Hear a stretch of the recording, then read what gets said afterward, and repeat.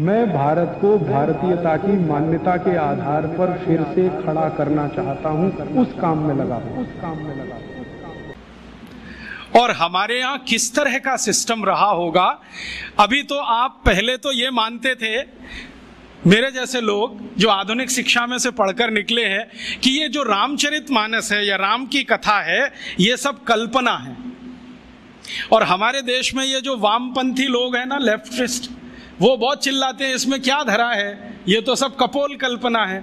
लेकिन अभी उन्हीं के मालिकों ने, यूरोप और अमेरिका के बड़े वैज्ञानिकों ने, जो नासा में काम करते हैं, उन्होंने सिद्ध किया है कि ये सब सत्य है।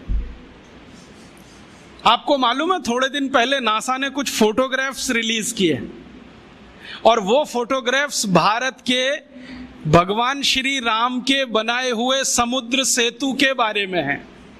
मेरे पास भी वो आए हैं। मेरा एक दोस्त नासा में काम करता है, उसने कहा मैं तुम्हें भी भेजता हूं। बहुत सुंदर फोटोग्राफ्स हैं, सैटेलाइट से उतारे गए हैं, कैमरे से नहीं। और उन फोटोग्राफ से पता चलता है कि आज से इतने लाख वर्ष पहले श्री राम जी ने लंका जाने के लिए पुल बनाया था। वो पुल आज भी सुरक्षित है। बस इतना ही अंतर है कि पहले वो समुद्र के ऊपर था, अब समुद्र में नीचे है। नीचे कैसे चला गया? हो सकता है पिछले कुछ लाख वर्षों में 2-4 हजार बार सुनामी आ गया हो, और सुनामी आता है तो मंजिलों मंजिलों बिल्डिंग डूब जाती हैं, तो ये पुल भी डूब गया हो। लेकिन डूबने के बाद भी वो टूटा नहीं है, सुरक्षित है। और फोटोग्राफ्स बताते हैं और वो साफ दिख रहा है। मेरे पास दुर्भाग्य है कि एलसीडी प्रोजेक्टर नहीं आपको दिखाता, मेरे लैपटॉप में ये सभी फोटोग्राफ्स हैं। वो बताता है फोटोग्राफ्स की पत्थर है ना, उनको कीलों से जोड़ा गया है। कीले होते हैं, और कीले इस मेटल के हैं जो लाखों साल में भी पानी में रह के क्षरण नहीं हुए।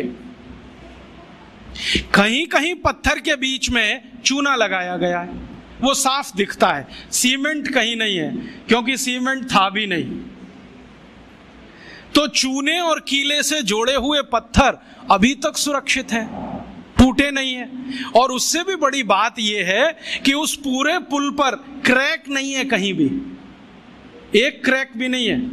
हम सीमेंट की अच्छी से अच्छी बिल्डिंग बनाते हैं और आरसीसी का लेंटर डालते हैं, 2-4 साल में ही क्रैक्स आ जाते हैं, लेकिन उसमें कोई क्रैक भी नहीं है। और उसकी एक और बड़ी विशेषता है कि वो पुल जो है ना, जेड शेप में है पूरा।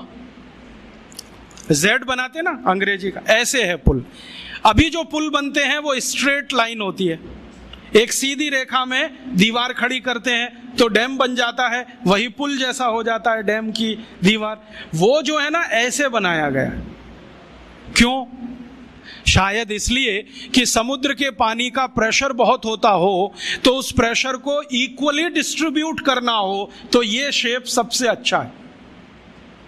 क्योंकि इसमें कई दीवार आ जाएंगी, हर दीवार पर प्रेशर डिस्ट्रीब्यूट हो जाएगा, तो उसकी लाइफ बढ़ जाएगी।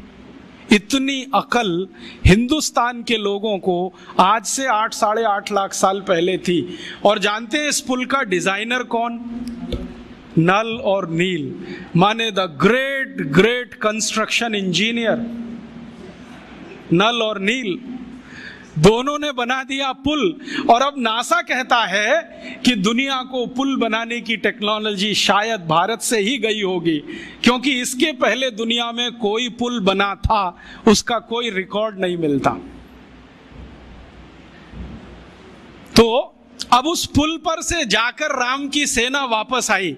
नल और नील और राम का एक संवाद है रघुवंशम में। नल नील कह रहे हैं कि हम पुल बना देंगे, आप परेशान मत होइए, पत्थर की मदद से बना देंगे। राम पूछ रहे हैं ये समुद्र के पानी में पत्थर तैरेंगे कैसे? उन्होंने कहा वो आपकी चिंता नहीं, हमारी है, क्योंकि हाइड्रोलिक्स हम समझते हैं, आप नहीं समझते। हाँ, वो ऐसे ही बोलते हैं। तो रघुवंशम में तो वो बराबर बात करते हैं। रामचरितमानस में तो सभी पात्र जो है ना, राम को भगवान मानते हैं, इसलिए बात ही नहीं करते। वाल्मीकि रामायण में, कंब रामायण में, रघुवंशम में सभी पात्र बराबर बात कर रहे हैं, क्योंकि वो सहयोगी है। तो वो राम को समझा रहे हैं कि इसकी चिंता आप मत करो, हम कर देंगे। राम पूछ रहे हैं तुम्हारे पास तकनीकी क्या है? तो उन्होंने कहा हम पहले नाव डुबोएंगे, पत्थर ले लेके नावों को डुबोएंगे, डूबते डूबते वो ऊपर तक आएगी, तब कंस्ट्रक्शन शुरू करेंगे। कितना दिन लगेगा? उन्होंने कहा जो लगे सो लगे, लेकिन पुल बना देंगे। तो राम जी पूछ रहे हैं कि ये पुल बनेगा तो जाएंगे तो सही, लौट के आएंगे कि नहीं? तो उन्होंने कहा आपको मैं एक गारंटी दे सकता हूं कि अपनी सेना जो जाएगी वो तो लौट के आएगी, जो रावण की सेना इस पुल पर आई तो ये डूब जाएगा। कैसे डूब जाएगा? तो वो कह रहे हैं कि हमने इसका जो हिसाब निकाला है ना पूरा, आपकी सेना में तो सब बानर हैं।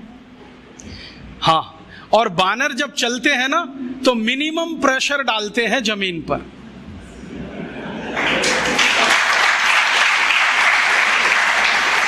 आपने देखा है ना, उनके पंजे भगवान ने कुछ ऐसे बनाए हैं कि उनका जमीन पर पंजे का टिकना बहुत कम दबाव डालता है, और वो ऐसे अद्भुत ऊर्जा के मालिक हैं सब बानर कि जैसे ही पंजा टिका तुरंत जंप कर देते हैं, और वो कंटिन्यू जंप कर सकते हैं।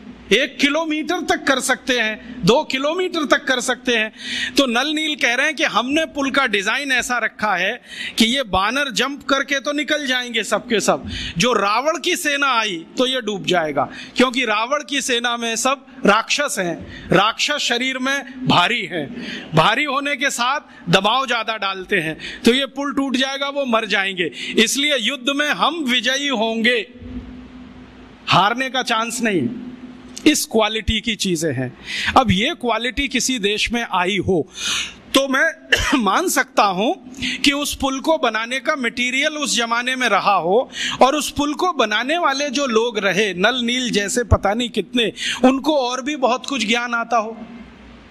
क्योंकि पुल बनाने में जो उन्होंने चूना घिसा है उसमें कई तरह की जड़ी बूटियां भी मिलाई गई, उनको जड़ी बूटियों का भी ज्ञान हो। तो इससे यह सिद्ध होता है कि उस जमाने का कंस्ट्रक्शन इंजीनियर जड़ी बूटियों का भी ज्ञाता होता होगा। हो सकता है आयुर्वेद भी उसको आता होगा। और राम की सेना में तो वैद्य सुषेण तो मुख्य वैद्य हैं, लेकिन राम जी की सेना में तो थोड़ी बहुत वैद्य की सब कर लेते, सीता जी भी कर लेती, उनको भी जड़ी बूटियों का ज्ञान, लक्ष्मण भी कर लेते हैं, राम खुद सीख गए हैं बहुत कुछ। दोस्तों, सबसे पहले तो चैनल सब्सक्राइब करें, फिर लाइक, कमेंट और शेयर करें, और हाँ, हमारा एंड्रॉयड ऐप डाउनलोड करना ना भूलें।